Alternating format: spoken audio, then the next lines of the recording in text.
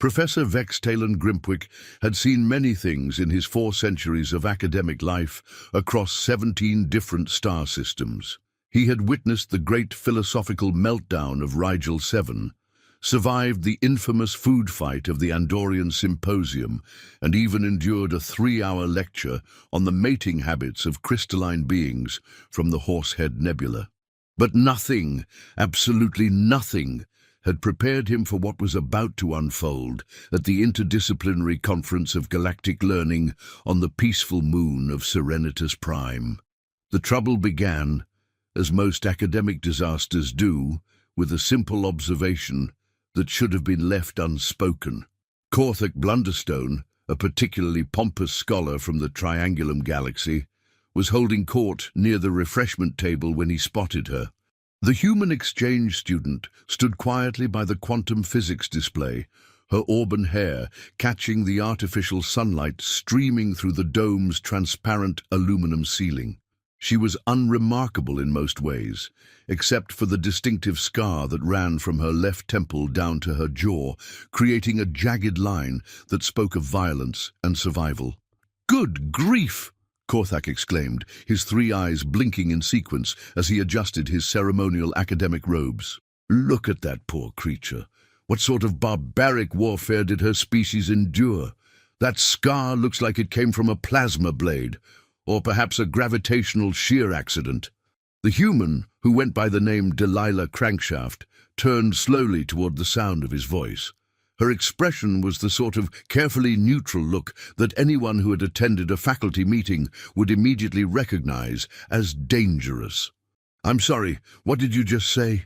Her voice carried the peculiar quality of someone who was about to make a point that would fundamentally alter the understanding of everyone within earshot. Corthac, being the sort of academic who had never learned when to stop talking, doubled down with the enthusiasm of someone approaching a black hole at maximum velocity. "Oh, don't be embarrassed, my dear. We're all scholars here. I was simply commenting on your obvious battle scar. Very impressive. Your species must have quite the warrior tradition to mark their young so distinctively." The silence that followed was the kind of silence that occurs just before a supernova, or just after someone has accidentally insulted a being capable of reducing them to their constituent atoms. Every conversation in the nearby vicinity ground to a halt as dozens of alien academics turned to witness what was clearly about to become either a learning experience or a medical emergency. Delilah's smile was the sort of smile that would have made a Cheshire cat immediately check its life insurance policy. "This scar," she said, gesturing to the mark on her face with the casual air of someone discussing the weather, "is from physical education class." The confusion that spread across Corthac's face was immediate and profound. His middle eye twitched, which in his species was generally considered a sign of severe mental distress. "Physical education? I don't understand. Is that some sort of military training program?" "Oh, no." Delilah's laugh was the sort of laugh that carries just enough genuine amusement to be truly terrifying. "It's completely normal. Every human child goes through it. This particular scar is from when I was 7 years old, playing something called Red Rover during recess."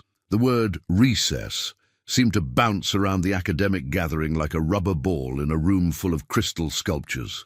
Various alien species began exchanging glances that clearly said, "Did she just say what I think she said?" Dr. Flibberty Gibbet Wormsworth, a distinguished educator from the Crab Nebula, cleared his throat with a sound like gravel in a cement mixer. "Forgive me, but did you say this injury occurred during leisure time?" "Well, technically it was during mandated physical activity," Delilah corrected helpfully. "You see, on Earth, we have this wonderful system where we gather all the children together in large groups and force them to participate in various competitive activities that frequently result in minor injuries, psychological trauma, and the occasional existential crisis. The academic conference was beginning to resemble a disaster movie, with various alien species slowly backing away from the human as if she were a particularly unstable quantum bomb. Professor Grimpick, who who had been quietly observing this exchange while sipping his Rigelian coffee, nearly choked on his beverage. "I'm sorry," wheezed Professor Noodle-Whisk Frothingham from the Whirlpool Galaxy, "but are you suggesting that your species deliberately subjects its young to potentially harmful activities as part of their education?" "Oh, this is nothing!" Delilah's enthusiasm was the sort of enthusiasm that makes sensible people immediately look for the nearest exit. "This is just from the playground. You should see what we do in actual PE class. There's dodgeball, where we literally throw rubber spheres at each other as hard as we can. There's tackle football, where the entire point is to violently knock each other down. And don't even get me started on gymnastics, where we teach 8-year-olds to fling themselves through the air with the sort of reckless abandon that would make a stunt pilot nervous." The assembled academics were now staring at Delilah with the sort of horrified fascination typically reserved for watching a star collapse into a black hole. Dr. Mumblebottom Snizzlethwaite, a renowned child development expert from Proxima Centauri, was frantically taking notes on his holographic tablet. But why? The question came from at least 6 different species simultaneously, creating a harmonious chord of confusion that would have been beautiful if it hadn't been so deeply disturbing. Delilah shrugged, which was apparently the human equivalent of explaining the fundamental forces of the universe. "Character building, I suppose. Plus it's fun. Nothing builds friendships like accidentally giving your best friend a black eye during a particularly intense game of capture the flag." The word fun seemed to hang in the air like a particularly malevolent cloud. Professor Grimpwick was beginning to understand why humans had such a reputation for being unnaturally resilient. If this was what they considered recreational activity, what in the name of the galactic core did they consider serious training? And this is normal. Dr. Twiddlebottom Fizzlebang from the Magellanic Clouds was clearly struggling with the concept. All human children participate in these activities? "Oh, absolutely!" Delilah's cheerful confirmation was delivered with the sort of matter-of-fact tone that one might use to describe the laws of thermodynamics. "It's mandatory. In fact, if you don't participate, you fail the class and have to repeat it." The implications of this statement were beginning to sink in across the conference like a slow-moving tide of horror. These weren't warriors who had been specially trained for combat. These weren't elite soldiers who had volunteered for dangerous missions. These were just regular people. Regular people who had survived what sounded like a systematic program of controlled violence disguised as education. Dr. Wobblebonk Thistlewhite, a specialist in interspecies psychology, was frantically calculating something on his personal computing device. "If I understand correctly, you're saying that every human has survived this educational process." "Well, most of us," Delilah confirmed cheerfully. "There are occasional casualties, but usually nothing more serious than a broken bone or a concussion, though I did know a kid who lost a tooth during a particularly aggressive game of kickball. But hey, that's what dental insurance is for." The phrase "occasional casualties" seemed to echo through the conference hall like a death knell. Professor Grimpwick was beginning to suspect that first contact protocols had been woefully inadequate. How do you prepare for diplomatic relations with a species that considers childhood trauma a normal part of development? Korthak, who had started this entire conversation, was now a rather interesting shade of purple that indicated severe psychological distress in his species. "But surely," he stammered, "surely this is a recent development, some sort of modern barbarism that your species has unfortunately adopted?" Delilah's laugh was the sort of laugh that suggests someone is about to deliver information that will fundamentally alter your understanding of reality. "Oh no, this is actually the gentle version. You should hear what my grandfather went through. In his day, they didn't even have safety equipment. He tells stories about playing something called Smear the Queer, where the entire point was to tackle whoever had the ball until they were completely buried under a pile of other children." The academic conference was now in full crisis mode. Several alien species were quietly hyperventilating, which in the case of the silicon-based life forms from Vega Prime created a rather disturbing whistling sound. Dr. Flibbertigibbet was frantically trying to contact his home planet to warn them about the terrifying implications of human educational practices. But the modern version is much more civilized, Delilah continued, apparently oblivious to the growing panic around her. We have helmets now, and mouthguards, and we usually stop the game if someone is bleeding too much. The phrase, bleeding too much, seemed to be the final straw for several conference attendees. Professor Noodle-Whisk collapsed into his chair with the sort of dramatic flair that suggested his entire worldview had just been fundamentally challenged. I need to understand, Doctor, Mumblebottom said, his voice carrying the desperate tone of someone trying to make sense of an incomprehensible universe. What possible evolutionary advantage could this serve? Why would any species deliberately traumatize their young? Delilah considered this question with the sort of thoughtful expression that suggested she was about to deliver a piece of wisdom that would either enlighten or completely destroy her audience. Well, it teaches you resilience, I suppose, and teamwork, and how to get back up after someone larger than you has knocked you down. Plus, it's excellent preparation for adult life. Adult life? The question came from Dr. Twiddlebottom, who was clearly dreading the answer.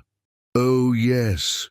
Delilah's enthusiasm was reaching dangerous levels. After surviving elementary school PE, things like job interviews, tax audits, and traffic jams seem relatively manageable. It's all about perspective, really. The gathered academics were beginning to exchange glances that suggested they were collectively questioning every assumption they had ever made about human civilization. These weren't savage warriors who had somehow stumbled into space travel. These were people who had been systematically prepared for adversity from early childhood through what could only be described as institutional hazing. Professor Grimpwick, who had been quietly observing this cultural exchange, finally spoke up. Miss Crankshaft, I hope you won't take this the wrong way, but your species is absolutely terrifying. Oh, thank you, Delilah beamed with genuine pleasure. That's very kind of you to say, though honestly we're pretty normal by Earth standards. You should meet some of our athletes, or our military personnel, or anyone who's worked in customer service for more than 6 months. The mention of customer service seemed to push several alien academics over the edge of rational thought. Dr. Wobblebonk was now making small whimpering sounds that suggested he was having some sort of philosophical breakdown. What? Asked Dr. Flibbertigibbet in a voice that suggested he was approaching the limits of his sanity. Is customer service? Delilah's smile widened to proportions that would have made a shark nervous. Oh, it's this wonderful system where we take young adults and subject them to 8 hours a day of being verbally abused by strangers while maintaining a cheerful demeanor and pretending to care about their problems. The silence that followed this explanation was the sort of silence that occurs when an entire group of highly intelligent beings simultaneously realizes that they have been fundamentally wrong about something important. It was the silence of academics everywhere, discovering that their carefully constructed theories about human nature were not just incorrect, but laughably inadequate. And people volunteer for this? Dr. Snizzlethwaite's voice carried the sort of disbelief typically reserved for discussions of impossible mathematical concepts. Well, they need money to buy food and shelter, Delilah explained with the patient tone of someone explaining basic physics to a particularly slow child. So yes, they volunteer in the same way that you might volunteer to breathe air or avoid walking into traffic. The concept of survival-based motivation was clearly familiar to the assembled academics, but the idea that an entire species would create systems specifically designed to make survival more difficult seemed to be beyond their comprehension. But surely, Professor Noodle-Whisk said, with the desperate hope of someone clinging to the last remnants of their sanity, surely your government provides some sort of protection for these workers. Oh, absolutely. Delilah's cheerful confirmation was delivered with the sort of enthusiasm that suggested she was about to reveal something even more disturbing. We have laws that prevent customers from actually physically assaulting the employees most of the time, and there are usually security cameras to document any violations. The phrase "most of the time" seemed to echo through the conference hall like a particularly ominous thunderclap. The assembled academics were now looking at Delilah with the sort of horrified fascination typically reserved for observing dangerous natural phenomena from a safe distance. Dr. Mumblebottom, who had been frantically taking notes throughout this entire exchange, finally looked up from his tablet with the expression of someone who had just calculated the exact date of the heat death of the universe. "Miss Crankshaft, I think I'm beginning to understand why your species has such a reputation for being adaptable." "Oh, we're not that special," Delilah replied with false modesty. "Any species would develop similar traits if they went through the same educational process. It's really just a matter of survival of the fittest applied to childhood development." The casual mention of survival of the fittest in the context of elementary education was apparently the final piece of information that several alien academics could process. Dr.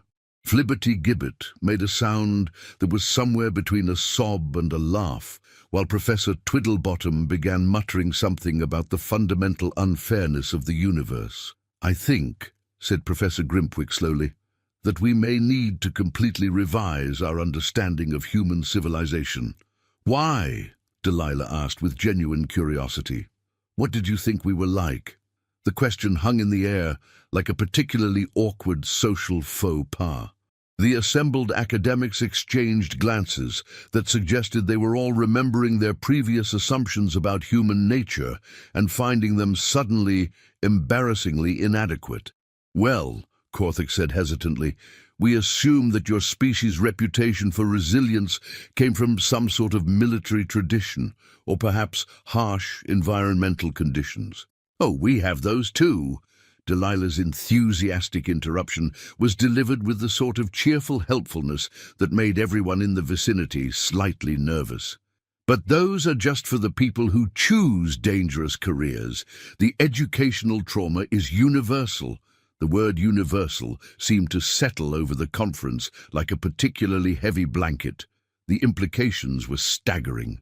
Every human diplomat, every human scientist, every human they had ever met had survived this systematic preparation for adversity. No wonder they seemed so unnaturally calm in crisis situations. "Miss Crankshaft," Dr. Wobblebonk said, with the careful tone of someone trying not to provoke a dangerous animal, "would you mind describing a typical day in this physical education class?" Delilah's eyes lit up with the sort of enthusiasm that suggested she was about to share a particularly fond memory. "Oh, it was wonderful. We'd start with jumping jacks, which is where you jump up and down while flailing your arms and legs in a coordinated pattern that's designed to be just awkward enough to be embarrassing. Then we'd do push-ups, which is where you support your entire body weight on your arms while repeatedly lowering yourself to the ground and pushing back up again." The assembled academics were now taking notes with the sort of frantic intensity typically reserved for documenting the behavior of previously unknown life forms. "After the warm-up," Delilah continued cheerfully, "we'd usually play some sort of team sport. Dodgeball was always popular. The teacher would divide us into two groups and give each side a bunch of rubber balls. Then we'd try to hit the other team with the balls while avoiding being hit ourselves. If you got hit, you were out and had to sit on the sidelines and watch your teammates continue to suffer." The description of dodgeball was apparently too much for Dr. Snizzlethwaite, who began making small, choking sounds that suggested he was having difficulty processing this information. "But the really fun part," Delilah continued with growing enthusiasm, "was that the last person standing on each team would usually be the most athletic kid in the class, which meant that everyone else got to experience the joy of being systematically eliminated by someone who was clearly superior to them in every measurable way." The concept of systematic elimination based on physical prowess was clearly familiar to the academics, but the idea that this was considered a positive educational experience seemed to be beyond their comprehension. And this was considered character building. Professor Noodlewisk's voice carried the sort of disbelief typically reserved for discussions of perpetual motion machines. "Oh, absolutely!" Delilah's confirmation was delivered with the sort of certainty that suggested she was stating a fundamental law of physics. "It taught us that life isn't fair, that sometimes you'll lose even when you try your best, and that the only way to improve is to keep trying even when you're clearly outmatched." The assembled academics were now staring at Delilah with expressions that suggested they were witnessing the explanation of an entirely alien form of logic. The idea that deliberately creating situations where children were guaranteed to fail could be considered beneficial was apparently beyond their ability to process. "But surely, Doctor," Mumblebottom said, with the desperate hope of someone trying to find a logical explanation for an illogical universe, "surely there were activities where everyone could succeed." Delilah's laugh was the sort of laugh that suggested she was about to deliver information that would be even more disturbing than what had come before. "Oh no, that would defeat the entire purpose. The whole point was to create situations where some people would succeed and others would fail. It's excellent preparation for the real world." The phrase "real world" seemed to echo through the conference hall like a particularly ominous warning. The assembled academics were beginning to suspect that their understanding of human civilization was not just incomplete, but fundamentally flawed. "Miss Crankshaft," Professor Grimpwick said, with the careful tone of someone approaching a particularly dangerous piece of experimental equipment, "could you describe what you mean by the real world?" Delilah's smile was the sort of smile that suggested she was about to reveal something that would fundamentally alter everyone's understanding of reality. "Oh, you know, jobs, relationships, taxes, traffic, waiting in line at the Department of Motor Vehicles, trying to get customer service on the phone, dealing with insurance companies, apartment hunting, dating, marriage, divorce, parenting, dealing with teenagers, caring for aging parents, and eventually dying." The list of human life experiences was delivered with the sort of cheerful, matter-of-fact tone that one might use to describe the weather forecast.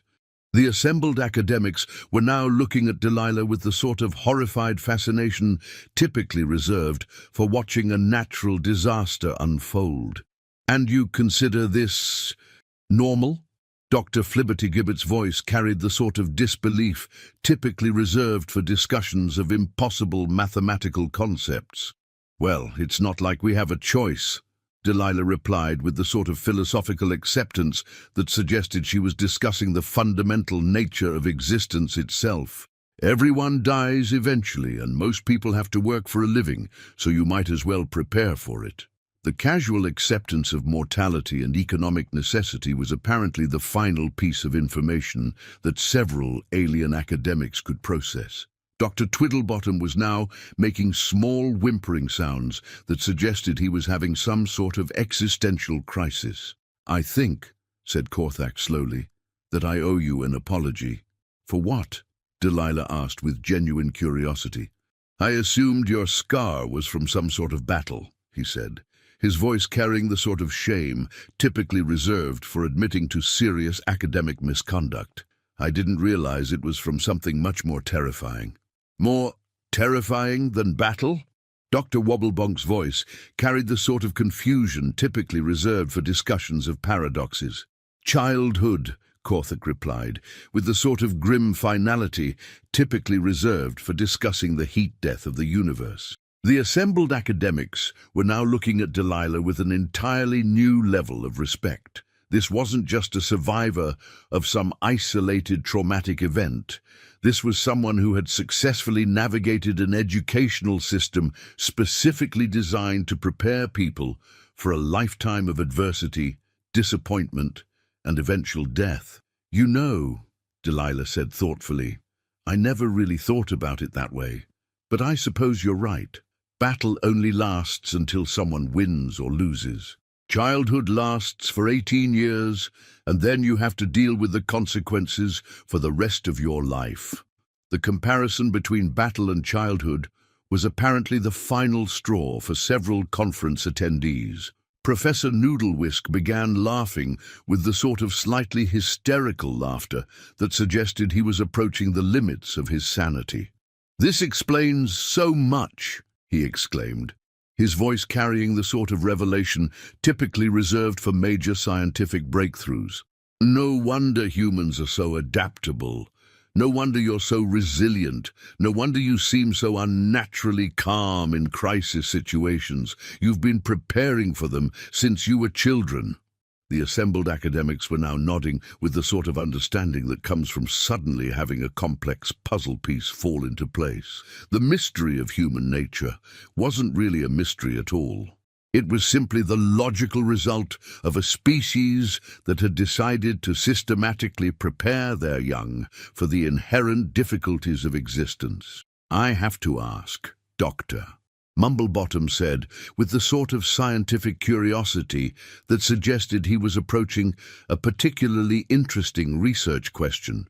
"What do human children who don't participate in these activities turn out like?" Delilah's expression became suddenly serious, as if she was about to reveal a particularly disturbing piece of information. "Well, they tend to have trouble adjusting to adult life. They often struggle with disappointment, failure, and conflict. Some of them become what we call helicopter parents, who try to protect their own children from experiencing any difficulties whatsoever." The concept of helicopter parents was apparently familiar to several alien species, based on the knowing looks that were exchanged around the conference hall. "And this is considered problematic?" Professor Grimpwick asked, with the sort of careful tone that suggested he was trying to understand a particularly complex theorem. "Oh, absolutely!" Delilah's enthusiasm was back in full force.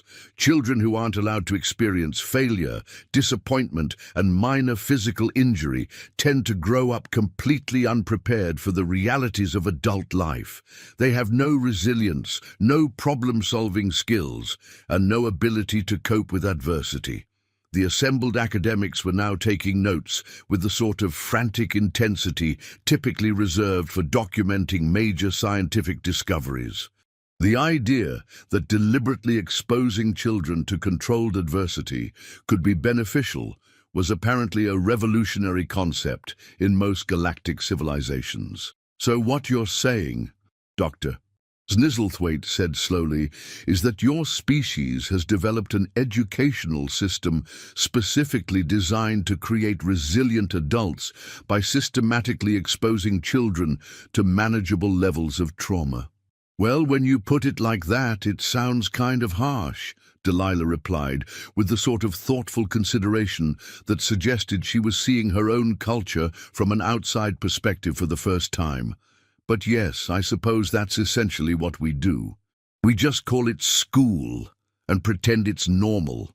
The casual admission that an entire species had normalized childhood trauma as an educational tool was apparently the final piece of information that the assembled academics needed to completely revise their understanding of human civilization. "Miss Crankshaft," Professor Grimpwick said with the sort of formal tone typically reserved for official declarations, "I think you may have just solved one of the greatest mysteries in xenopsychology." "What mystery?" Delilah asked with genuine curiosity. "The question of why humans are so impossibly, unnaturally, ridiculously tough." The assembled academics began applauding, which in the case of several species involved tentacles, pseudopods, and various other appendages that created a rather impressive cacophony of appreciation. Delilah seemed genuinely surprised by the positive response. "Really?" she said, with the sort of pleased confusion that suggested she was still not entirely sure why everyone was so interested in her childhood experiences. "I always thought we were pretty normal. I mean, sure, we have our problems, but doesn't everyone?" The innocent question seemed to hang in the air like a particularly profound philosophical statement. The assembled academics were now looking at Delilah with the sort of respectful awe typically reserved for great thinkers and revolutionary scientists. "Miss Crankshaft," Dr. Wobblebonk said with the sort of reverent tone typically reserved for addressing distinguished colleagues, "I think you've just demonstrated why your species is so successful at adapting to new situations and solving complex problems." "Oh, that's just common sense," Delilah replied, with the sort of matter-of-fact tone that suggested she was discussing the weather. "If you've survived middle school, you can survive pretty much anything." The mention of middle school created a ripple of nervous laughter through the assembled academics. Several of them were now frantically taking notes, apparently trying to document every casual revelation about human educational practices. "I'm almost afraid to ask," Professor Noodlewisk said, with the sort of cautious tone typically reserved for approaching dangerous experimental equipment, "but what exactly is middle school?" Delilah's smile was the sort of smile that suggested she was about to reveal something that would fundamentally alter everyone's understanding of human development. "Oh, that's the really fun part.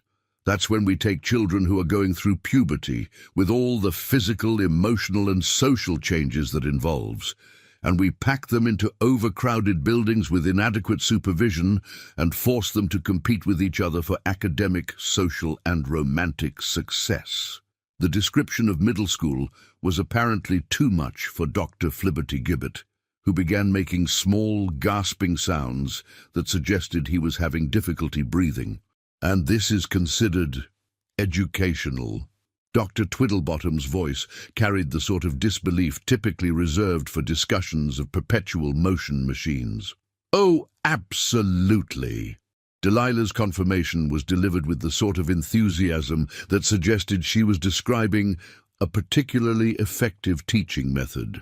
"Nothing teaches you about the complexities of social dynamics like being trapped in a building with 300 other hormone-crazed adolescents for 6 hours a day." The assembled academics were now staring at Delilah with expressions that suggested they were witnessing the explanation of an entirely alien form of logic.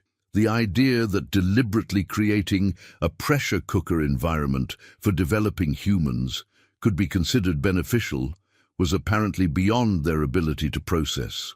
"But the best part," Delilah continued with growing enthusiasm, "is that this all happens right when children are most vulnerable to peer pressure, most confused about their identity, and most likely to make spectacularly bad decisions.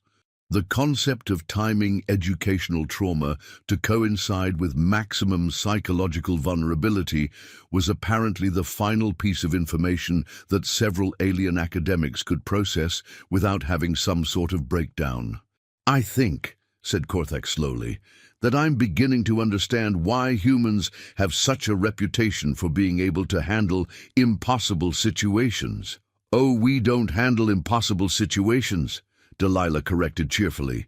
"We just have a lot of experience with situations that feel impossible at the time, but turn out to be survivable if you're stubborn enough to keep trying." The distinction between impossible and merely very difficult was apparently a profound insight that resonated with several alien species. Dr. Mumblebottom was now nodding with the sort of understanding that comes from suddenly having a complex philosophical concept explained in simple terms. "So what you're saying," Professor Grimpwick said, with the sort of careful tone typically reserved for summarizing important scientific findings, "is that your entire species has been systematically trained from childhood to persist in the face of adversity, adapt to changing circumstances, and maintain hope even when success seems unlikely." "Well, that's a very fancy way of putting it," Delilah replied, with the sort of amused appreciation that suggested she was seeing her own culture from an outside perspective for the first time. "But yes, I suppose that's what we do. We just call it growing up and pretend it's normal."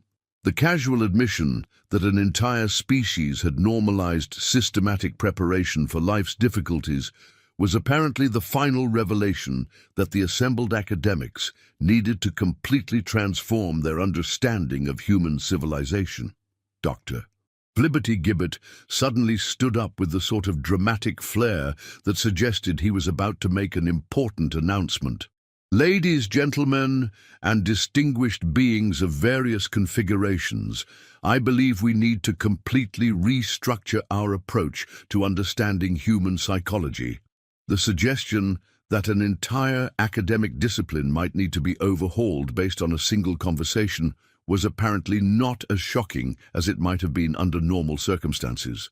Several academics were already nodding in agreement.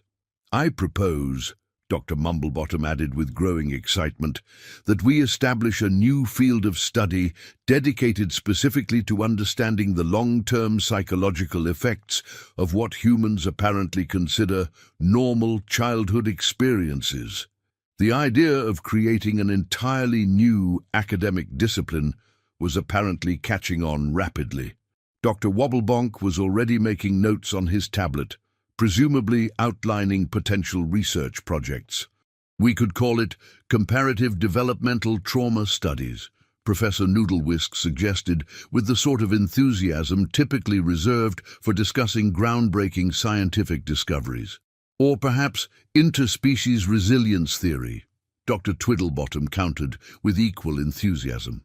The academic conference was beginning to resemble a particularly energetic brainstorming session, with various alien species calling out suggestions for research topics and methodological approaches. Delilah watched this unfold with the sort of bemused expression that suggested she was still not entirely sure how her perfectly normal childhood experiences had apparently revolutionized an entire field of study. "I have a question," she said finally, raising her hand with the sort of polite patience that suggested she had extensive experience with academic settings. "What do your children do for fun?" The question seemed to bring the enthusiastic academic discussion to a sudden halt.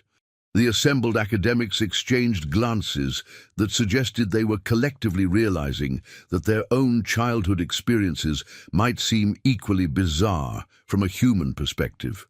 "Well," Dr. Mumblebottom said hesitantly, "on my homeworld, children spend most of their time in meditation chambers, practicing telepathic communication and studying ancient philosophical texts." "That sounds very peaceful," Delilah replied with genuine interest. "Do they ever play any games?" "Games?" Dr. Mumblebottom's confusion was genuine and profound. "What sort of games?" "Oh, you know, tag, hide and seek, racing, climbing trees, building forts, having snowball fights, playing pretend, making up stories."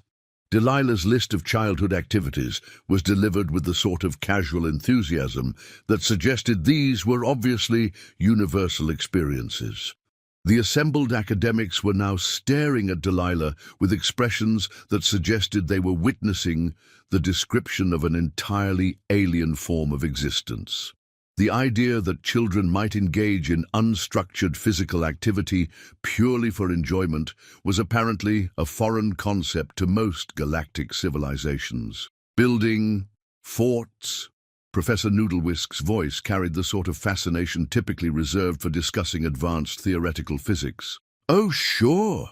Delilah's enthusiasm was reaching dangerous levels again.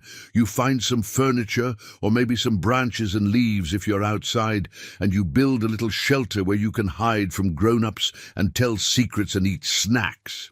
The concept of children deliberately hiding from adult supervision was apparently shocking to several alien species. Dr. Flibberty-Gibbet was making notes with the sort of frantic intensity that suggested he was documenting the discovery of a new form of life. "And adults allow this?" Dr. Wobblebonk's voice carried the sort of disbelief typically reserved for discussions of impossible phenomena. "Well, most of the time," Delilah replied with the sort of casual qualification that suggested there were interesting exceptions to this rule. "Sometimes they make you clean up the mess afterward. And occasionally someone gets in trouble if the fort building gets too elaborate and starts involving power tools or structural modifications to the house." The mention of children having access to power tools was apparently the final straw for several conference attendees. Dr. Twiddlebottom made a sound that was somewhere between a gasp and a sob. Power tools. The question came from at least 4 different species simultaneously, creating a chord of horror that would have been musically interesting if it hadn't been so deeply disturbing. "Oh, not usually," Delilah assured them, with the sort of cheerful qualification that somehow made everything worse. "That's more of a teenage thing, though I did know a kid whose dad taught him how to use a circular saw when he was 12. But that was considered pretty unusual, even by our standards." The casual mention of 12-year-olds operating dangerous machinery was apparently beyond the processing capability of several alien academics. Professor Noodlewhisk was now making small whimpering sounds that suggested he was approaching some sort of cognitive overload. "Miss Crankshaft," Professor Grimpwick said with the sort of careful tone typically reserved for approaching potentially explosive situations, "I think we may need to completely revise our understanding of not just human education, but human childhood in general." "Really?" Delilah's genuine surprise was endearing and terrifying in equal measure. "I always thought childhood was pretty much the same everywhere. Don't all species let their young play and explore and occasionally get into trouble?" The innocent question seemed to hang in the air like a particularly profound philosophical statement. The assembled academics were now looking at each other with expressions that suggested they were collectively realizing that their own species' approach to child-rearing might be the exception rather than the rule. "On my homeworld, Dr.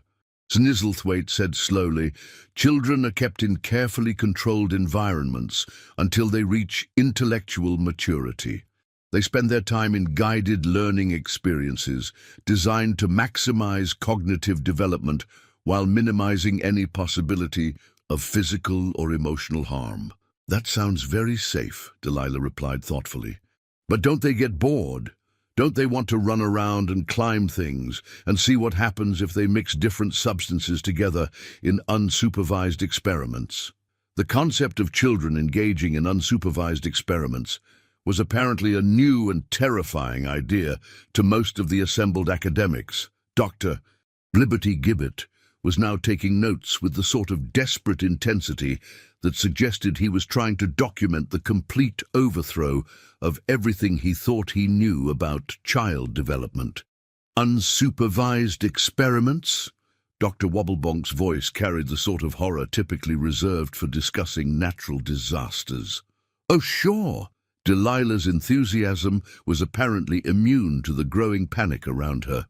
"Making volcanoes with baking soda and vinegar, seeing what happens when you put different things in the microwave, mixing cleaning chemicals to see what colors they make, trying to build rockets out of toilet paper tubes and firecrackers, attempting to create perpetual motion machines using rubber bands and paper clips." The list of potentially dangerous childhood experiments was apparently too much for Dr. Mumblebottom, who began hyperventilating in a way that suggested his species' respiratory system was not designed to handle this level of stress. "And your parents just let you do these things?" Professor Noodlewhisk's voice carried the sort of disbelief typically reserved for discussions of impossible mathematical theorems. "Well, technically they told us not to," Delilah replied, with the sort of mischievous grin that suggested she was about to reveal the most disturbing information yet. "But they couldn't watch us all the time. And besides, how else were we supposed to learn about cause and effect, chemistry, physics, and the important life lesson that some mistakes have more spectacular consequences than others?" The concept of learning through potentially dangerous trial and error was apparently a revolutionary idea to most galactic civilizations. Several academics were now frantically calculating the statistical probability of species survival under such conditions. "But surely," Dr. Twiddlebottom said, with the desperate hope of someone clinging to the last remnants of rational thought, "surely there were some safety protocols in place." "Oh, absolutely." Delilah's cheerful confirmation was delivered with the sort of enthusiasm that suggested she was about to make everything worse. We had very strict safety rules, like don't stick metal objects in electrical outlets, don't eat things you find on the ground, and if it's on fire, don't touch it. The fact that these needed to be stated as explicit rules was apparently more disturbing than the rules themselves. Dr. Flibbertigibbet was now making small, sobbing sounds that suggested his understanding of rational child development had been completely shattered. And children actually needed to be told these things? Doctor. Wobblebonk's voice carried the sort of amazement typically reserved for witnessing impossible phenomena. "Oh, we knew they were dangerous," Delilah explained, with the patient tone of someone clarifying an obvious point. "That's what made them interesting. The whole point was to see how close you could get to actual danger without experiencing actual consequences. The idea that children would deliberately seek out dangerous situations for entertainment was apparently beyond the comprehension of several alien species." Professor Grimpwick was now staring at Delilah with the sort of expression that suggested he was witnessing the explanation of an entirely alien form of consciousness. "Miss Crankshaft," he said slowly, "I'm beginning to understand why your species is the only one in the galaxy that actively volunteers for dangerous missions." "Do we?" Delilah asked with genuine curiosity. "I always thought everyone did that. I mean, if nobody volunteers for the dangerous stuff, how does it get done?" The innocent question seemed to highlight a fundamental difference in species psychology that none of the assembled academics had previously considered. Most galactic civilizations apparently preferred to avoid dangerous situations entirely, while humans seemed to view them as interesting challenges. "On most worlds," Dr. Snizzlethwaite explained carefully, "dangerous tasks are either automated, performed by specially designed artificial intelligences, or simply not done. But that seems so inefficient." Delilah's protest was delivered with the sort of genuine concern that suggested she was trying to help solve a serious problem. "What if the artificial intelligence breaks down?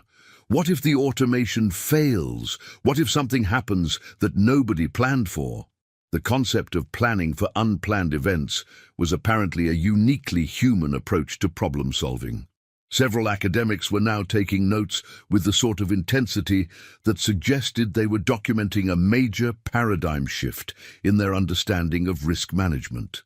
"We generally try to plan for all possible contingencies," Professor Noodlewisk explained, with the sort of careful precision that suggested he was discussing a fundamental principle of rational civilization. "But that's impossible!" Delilah's laugh was the sort of laugh that suggested she found the entire concept genuinely amusing. "There are always things you can't plan for. That's what makes life interesting. Besides, if you could plan for everything, where would be the fun in discovery and exploration?" The idea that unpredictability might be considered a positive feature of existence was apparently a revolutionary concept to most galactic civilizations. Dr. Mumblebottom was now staring at Delilah with the sort of expression that suggested he was witnessing the explanation of an entirely alien philosophy of life. "You consider uncertainty to be enjoyable?" he asked with the sort of careful tone typically reserved for discussing incomprehensible theoretical concepts. "Oh, absolutely!" Delilah's enthusiasm was reaching dangerous levels again. "The best adventures are the ones where you have no idea what's going to happen. Where would be the excitement in exploring a new planet if you already knew everything about it? Where would be the challenge in solving a problem if you already had all the answers?" The assembled academics were now exchanging glances that suggested they were collectively realizing that their entire approach to scientific inquiry might be fundamentally different from human methodology. The idea that not knowing something could be considered exciting rather than terrifying was apparently beyond their previous experience. "But surely," Dr. Flibbertigibbet said, with the desperate hope of someone trying to find common ground, "surely you prefer situations where you can predict the outcome." "Well, Some situations, Delilah replied thoughtfully. Like when you're trying to land a spacecraft or perform surgery or build a bridge. But for everyday life, for learning and growing and having fun, predictability is boring. The casual dismissal of predictability as boring was apparently the final piece of information that several alien academics needed to completely restructure their understanding of human psychology.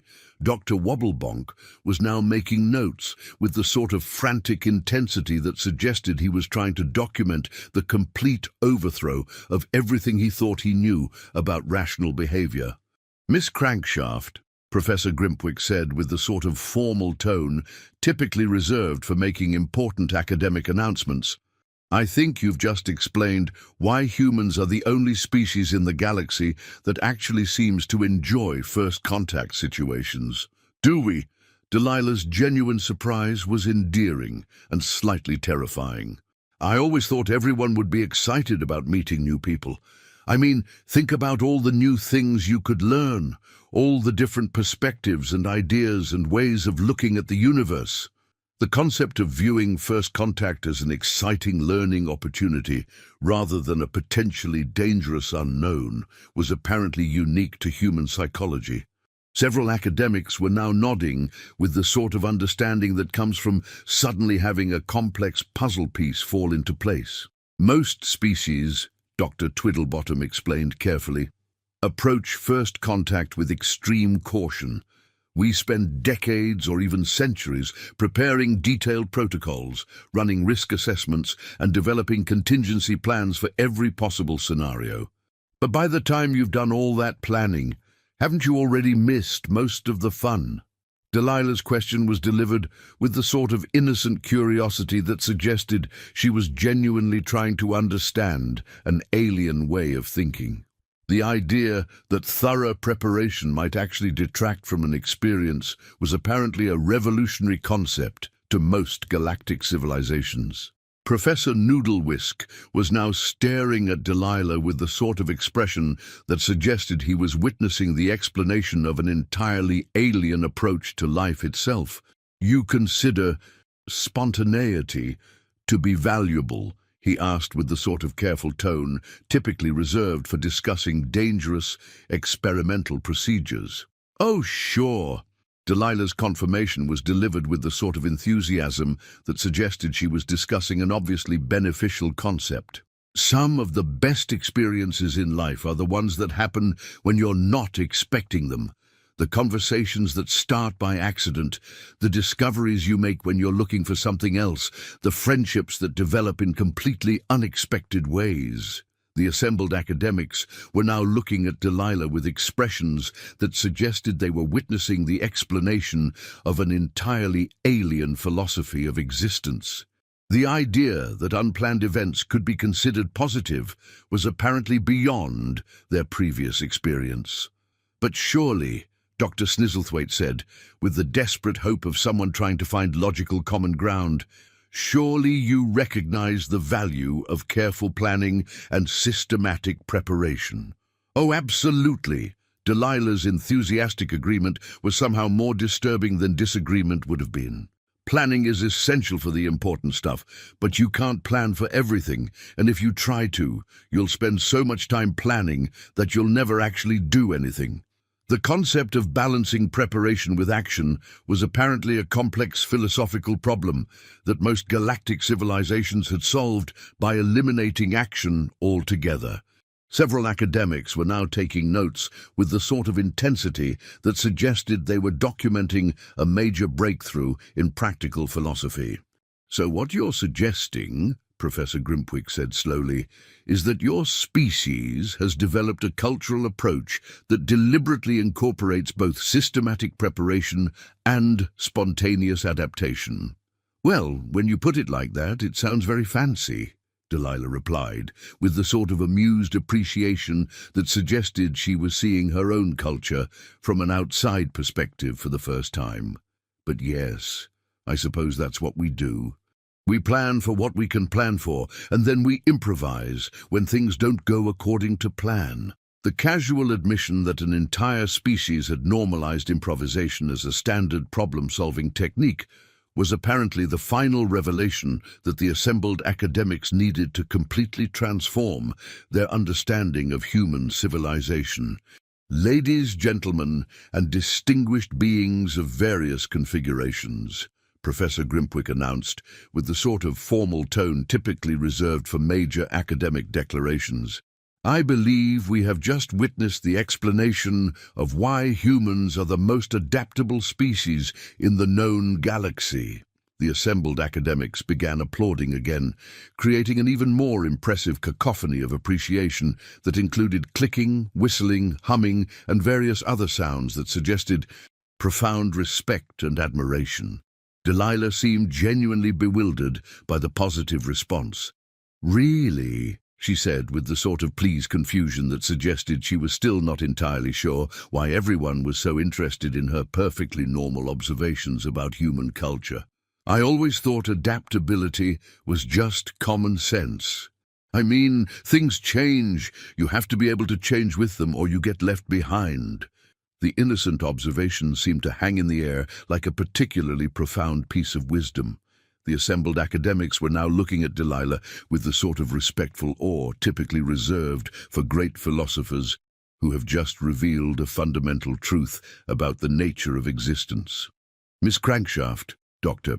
Wobblebonk said with the sort of reverent tone typically reserved for addressing distinguished colleagues, I think you've just provided the key to understanding not just human psychology, but the fundamental principles of successful species development.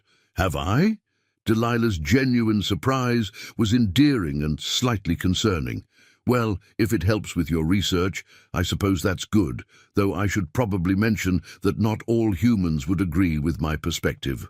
We're a pretty diverse species, and we have lots of different opinions about pretty much everything.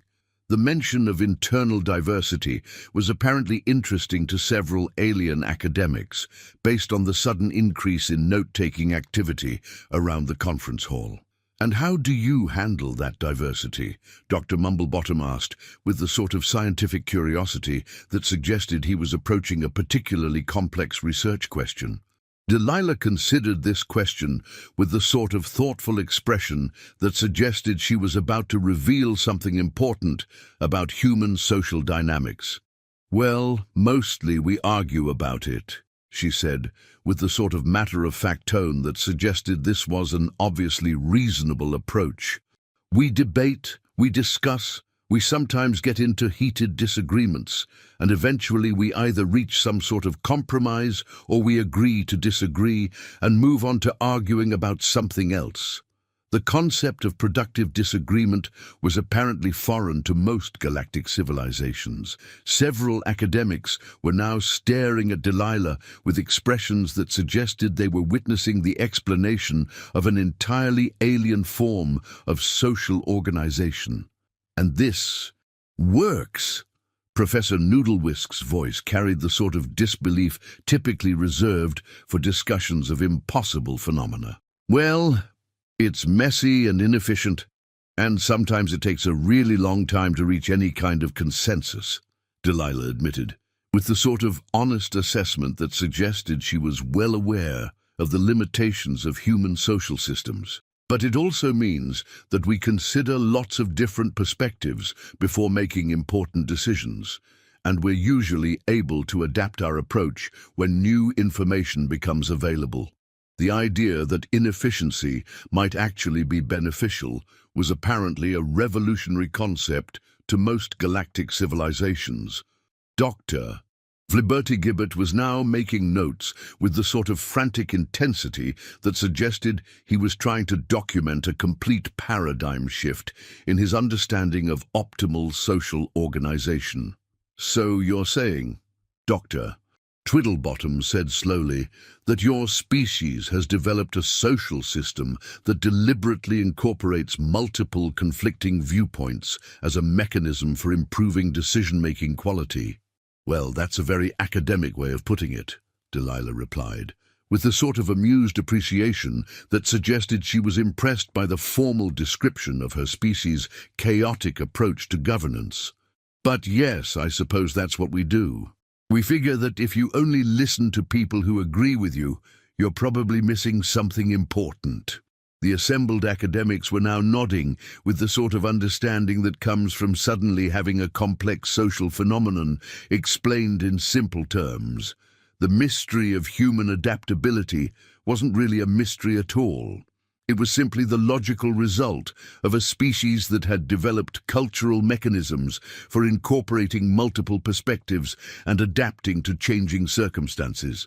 "Miss Crankshaft," Professor Grimpwick said with the sort of formal tone typically reserved for making important announcements, "I think you've just solved another major puzzle in xenosociology." "Another one?" Delilah's pleased surprise was genuine and endearing. "What puzzle?" "The question of how your species manages to maintain social cohesion despite having such high levels of internal disagreement." The assembled academics were now looking at Delilah with expressions that suggested they were witnessing the explanation of an advanced form of social engineering that their own civilizations had never considered. "Oh, we don't always maintain social cohesion," Delilah corrected with the sort of honest qualification that somehow made everything more rather than less impressive. "Sometimes we have civil wars, revolutions, political upheavals, and various other forms of spectacular social breakdown." The casual mention of periodic social collapse was apparently more reassuring than disturbing to the assembled academics. Several of them were now nodding with the sort of relief that comes from discovering that even humans had limitations. "But the interesting thing," Delilah continued thoughtfully, "is that we usually manage to put ourselves back together afterward, often in ways that are better than what we had before." The concept of using social breakdown as an opportunity for improvement was apparently beyond the comprehension of several alien species. Dr. Wobblebonk was now making small, whimpering sounds that suggested he was approaching cognitive overload again. "You use chaos as a tool for social advancement?" he asked, with the sort of voice that suggested he was discussing something fundamentally impossible. "Well, we don't usually plan for chaos," Delilah replied, with the sort of thoughtful consideration that suggested she was trying to be accurate about her species' relationship with disorder. "But when it happens anyway, we try to make the best of it. And sometimes the best solutions come from situations where all the old rules have been thrown out and you have to figure out completely new ways of doing things." The idea that destruction could be a precursor to innovation was apparently a concept that resonated with several academic disciplines. Professor Noodlewhisk was now taking notes with the sort of excitement that suggested he was connecting this insight to various theoretical frameworks in his own field. "This explains so much about human scientific methodology," he exclaimed with the sort of enthusiasm typically reserved for major breakthroughs. "No wonder you're so good at paradigm shifts. No wonder you're so comfortable with overturning established theories. You've been practicing creative destruction since childhood." The assembled academics were now buzzing with the sort of excited conversation that occurs when a new theoretical framework suddenly makes a whole range of previously inexplicable phenomena comprehensible. "I'm sorry," Delilah said with the sort of polite confusion that suggested she was having trouble following the increasingly academic nature of the discussion. "But what's creative destruction?" The innocent question seemed to bring the enthusiastic academic discussion to a sudden halt. The assembled academics exchanged glances that suggested they were collectively realizing that they might be overthinking what was, from a human perspective, simply normal behavior. "Creative destruction," Professor Grimpwick explained carefully, "is a theoretical concept that describes how innovation often requires the elimination of existing systems in order to make room for new and better approaches." "Oh!" Delilah's face lit up with the sort of understanding that suggested she was making an important connection. "You mean like how you have to tear down an old building before you can build a new one in the same space?" The simple analogy seemed to perfectly capture a complex theoretical concept that most academics spent years studying.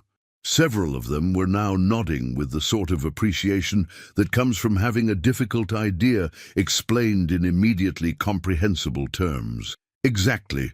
Dr. Mumblebottom's enthusiasm was genuine and slightly overwhelming. But most species find the destruction part so traumatic that they avoid it entirely, which means they never get to the creation part. But that seems so limiting. Delilah's protest was delivered with the sort of genuine concern that suggested she was trying to help solve a serious problem.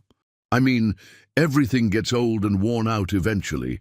If you never replace anything, you just end up with a bunch of outdated systems that don't work very well anymore. The observation that avoiding change leads to stagnation was apparently a profound insight that resonated with several alien civilizations who had been struggling with exactly this problem. Miss Crankshaft, Dr. Snizzlethwaite said, with the sort of reverent tone typically reserved for addressing great teachers, I think you've just provided a solution to one of the most persistent problems in galactic civilization development. Have I? Delilah's genuine surprise was becoming a recurring theme. What problem? The tendency for advanced civilizations to become so risk-averse that they stop innovating and eventually stagnate. The assembled academics were now looking at Delilah with expressions that suggested they were witnessing the explanation of a fundamental principle of successful civilization management that their own species had somehow missed. Oh, that does sound like a problem, Delilah agreed thoughtfully. But couldn't you solve it by just trying new things sometimes? I mean, not all new things have to be dangerous or destructive. Some innovations are just improvements. The concept of incremental improvement as an alternative to revolutionary change was apparently a middle ground that most galactic civilizations had never considered. Several academics were now frantically taking notes on what appeared to be a completely new approach to managing technological and social development. But how do you decide which new things are worth trying? Dr. Flibbertigibbet asked, with the sort of scientific curiosity that suggested he was approaching a particularly important research question. Delilah considered this question with the sort of thoughtful expression that suggested she was about to reveal something important about human decision-making processes. Well, usually we just try stuff and see what happens, she said, with the sort of matter-of-fact tone that suggested this was an obviously reasonable approach. If it works, great. If it doesn't work, we try something else. If it works but causes unexpected problems, we try to fix the problems. If it fails spectacularly, at least we learned something interesting. The casual description of trial and error as a systematic methodology was apparently revolutionary to most galactic civilizations. Dr.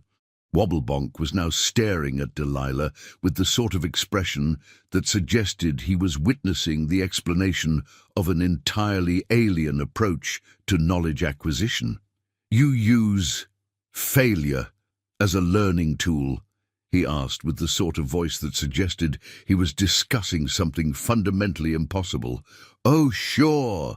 Delilah's enthusiasm was back in full force. Failure is one of the best learning tools. Success tells you that what you did worked, but failure tells you exactly what didn't work, which is often much more useful information. The idea that negative results could be more valuable than positive results was apparently a concept that resonated with several scientific disciplines. Professor Noodlewhisk was now nodding with the sort of excited understanding that comes from suddenly having a persistent research problem reframed in a completely new way. This explains why human scientific literature includes so many negative results, he exclaimed, with the sort of enthusiasm typically reserved for major discoveries. Most species only publish successful experiments, but humans actually document their failures. The assembled academics were now buzzing with excitement again, apparently recognizing the implications of this approach for their own research methodologies. "Well, of course we document our failures," Delilah said, with the sort of patient tone that suggested she was explaining something obvious. "How else would other people know what not to try? Why would you want everyone to waste time repeating the same mistakes when they could be making new mistakes and learning new things?" The concept of mistakes as a finite resource that should be efficiently distributed across a population was apparently beyond the comprehension of several alien species. Dr. Twiddlebottom was now making small, choking sounds that suggested he was having difficulty processing this level of systematic optimization of failure. "You've systematized error," he managed to gasp out between choking sounds. "Well, that's a very fancy way of putting it," Delilah replied, with the sort of amused appreciation that suggested she was seeing her own culture from yet another unexpected perspective. "But I suppose we have. We share our mistakes so other people can avoid them. We study our failures to understand what went wrong, and we use our errors as stepping stones to better solutions." The assembled academics were now staring at Delilah with expressions that suggested they were witnessing the explanation of the most advanced form of knowledge management in the known galaxy. "Miss Crankshaft," Professor Grimpwick said with the sort of formal tone typically reserved for making groundbreaking announcements, "I think you've just revolutionized our understanding of optimal learning theory." "Have I?" Delilah's bewildered pleasure was becoming endearingly predictable. "Well, I suppose that's nice, though I should probably mention that we didn't really set out to revolutionize anything. We just do what seems to work." The casual admission that humans had accidentally developed advanced theoretical frameworks through practical necessity was apparently the final piece of information that the assembled academics needed to completely transform their understanding of the relationship between theory and practice. And in that moment, surrounded by some of the galaxy's most distinguished scholars, all of whom were frantically revising their fundamental assumptions about education, psychology, sociology, and civilization development based on the perfectly ordinary observations of a perfectly normal human being, Delilah Crankshaft finally understood why her species had such an unusual reputation throughout the galaxy.